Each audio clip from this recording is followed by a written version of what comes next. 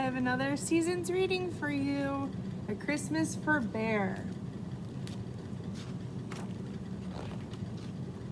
Bear had never had a real Christmas. He'd never had a tree with a sparkling star or candy canes or even gingerbread bears. But he'd read all about it.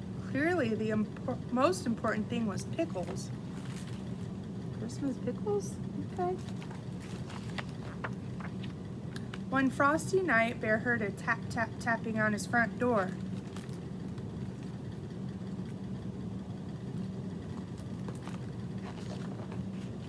When he opened the door, there was Mouse, small and gray and bright-eyed. "Merry Christmas," cried Mouse. "Maybe," said Bear.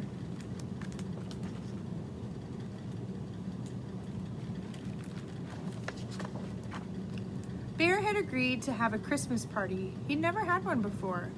"Do we open the presents first?" Mouse asked eagerly. "Presents?" Bear shook his head. "Most unseemly." Bear seems kind of grinchy. "What?" Mouse's eyes opened wide. "No presents. We shall sit around the tree and eat. I might even read a poem." "Surely that will do," Bear declared. Then Bear went to the kitchen to get Christmas pickles. There's those pickles.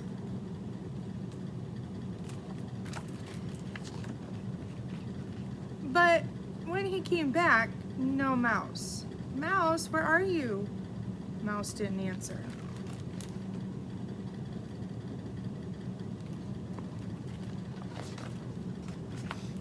Bear heard a tiny scurrying around. It was coming from upstairs.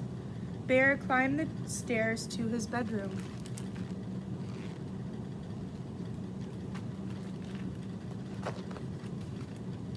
The scurry sound was under his bed.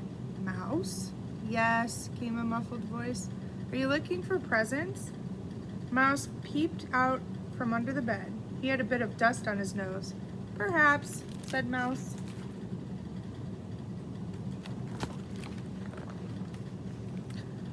"Unnecessary hogwash," Bear scolded. "We have pickles, remember?" "Oh," said Mouse. The Mouse trudged behind Bear back to the living room. Bear went to the kitchen to get the cheese.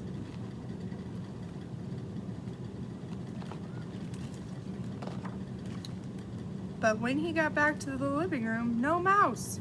"Mouse, you're looking for a present again, aren't you?" "Maybe," came a tiny voice. It was out in the hall. Bear opened the closet door.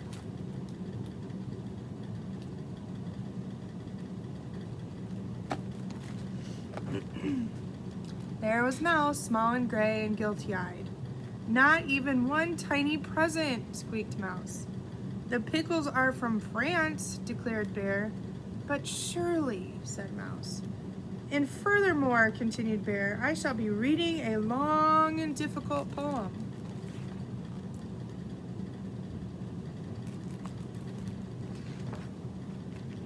Then Bear headed back to the kitchen to get the cookies. But when he got there, he quietly opened and tiptoed back to the living room. No Mouse, of course. Mouse!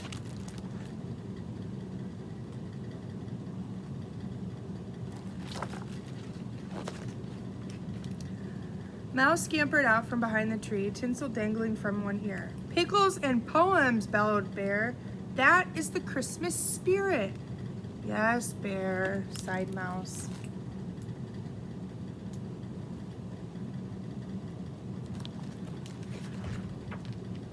Mouse sat in front of the crackling fire. Bear served them pickles and cheese and cookies and tea, smelling of cinnamon and oranges.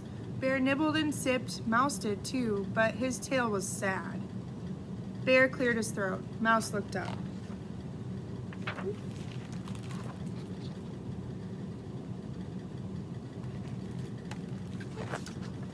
"'Twas the night before Christmas," Bear pronounced, "when all through the house not a creature was stirring, not even a mouse." Bear stared sternly at Mouse. "The pickles were wonderful," whispered Mouse. Bear continued. "The stockings were hung by the chimney with care."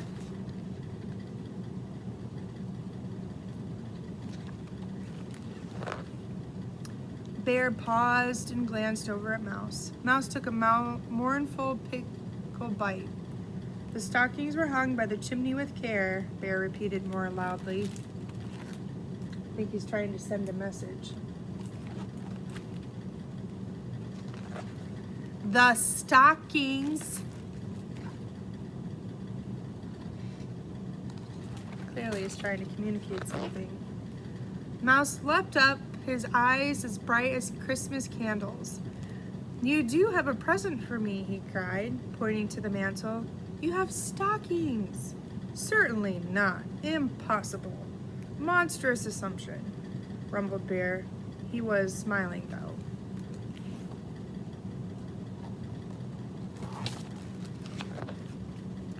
Mouse scrambled into his stocking and popped up with a package wrapped in sparkling red paper. Bear looked on eagerly as Mouse tore off the wrapping. It was the best present ever, Bear announced proudly, even if it was not a pickle. Inside was a shiny silver telescope. Ooh.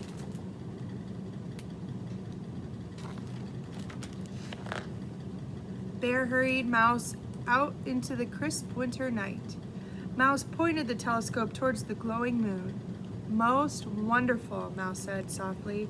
Thank you, Bear.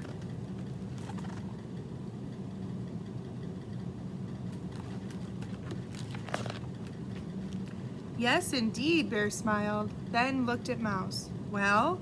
What? Mouse was busy studying the stars with his new telescope. Mouse, you didn't forget, did you? Bear looked most stricken.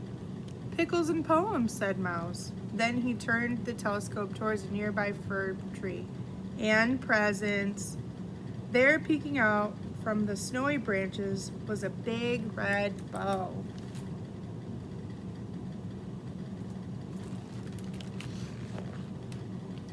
Bear hurried over and pulled out a wooden sled with shiny red runners. I've always wanted a sled with shiny red runners, said Bear. Thank you, Mouse. You are, Bear swallowed. You are an excellent companion, someone of whom I am most fond. You are my best friend too, said Mouse with a happy flick of whiskers. Merry Christmas, Bear. Merry Christmas, Mouse, cried Bear.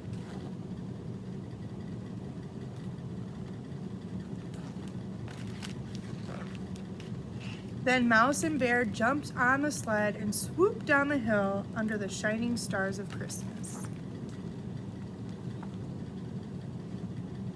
All right, now if you like this book, there's a lot of Bear books. There's one about a visitor, a birthday, bedtime, sniffles for Bear, and a library book for Bear. So check in the library and see if you can't find more in this series. I hope you enjoyed.